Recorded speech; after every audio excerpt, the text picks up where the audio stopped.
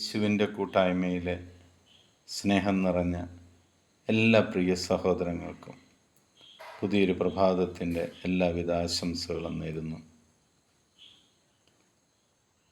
ദൈവകൃപയാൽ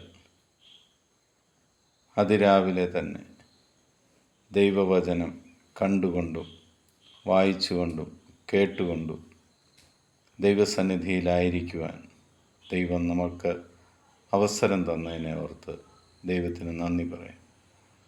ഇന്ന് നമ്മൾ ശ്രവിക്കുന്ന തിരുവചന ഭാഗം 73-ാം സങ്കീർത്തനം 25-ാം തിരുവചനം.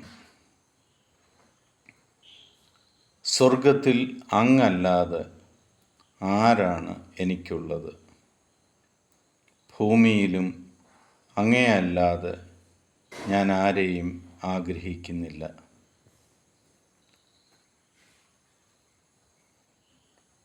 ദൈവത്തെ പിതാവും രക്ഷകനും നാഥനുമായി സ്വീകരിക്കുന്ന ഏതൊരു വ്യക്തിയും തൻ്റെ ഭൂമിയിലെ ജീവിത സമയത്ത് എപ്പോഴും മനസ്സിൽ ആഗ്രഹിച്ചുകൊണ്ടും പറഞ്ഞുകൊണ്ടും ഇരിക്കേണ്ട ഒരു ദൈവവചന ഭാഗമാണിത്. കർത്താവേ, സ്വർഗത്തിൽ അങ്ങല്ലാതെ ആരാണ് എനിക്കുള്ളത്? സ്വർഗത്തിൽ നമ്മൾ ചെല്ലുമ്പോൾ അവിടെ മാതാപിതാക്കളോ സഹോദരങ്ങളോ ഭാര്യയോ ഭർത്താവോ മക്കളോ ഒന്നുമില്ല.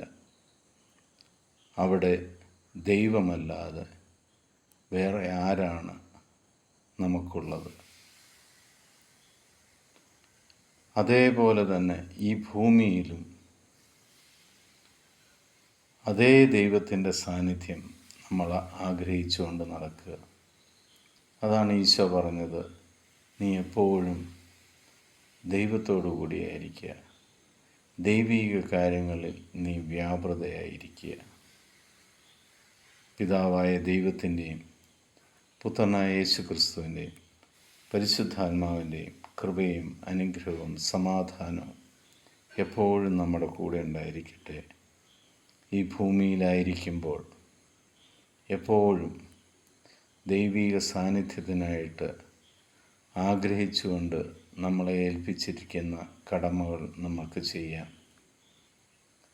സ്വർഗത്തിലായിരിക്കുമ്പോഴും ദൈവത്തിൻ്റെ കൂടെ ആയിരിക്കുവാൻ, ദൈവമേ നീ മാത്രമേ എനിക്ക് തുണയുള്ളൂ എന്ന് പറയുവാനുള്ള മനസ്സ് നമുക്കുണ്ടാകട്ടെ. ഈശോ മിശിഹായ്ക്ക് സ്തുതിയായിരിക്കും.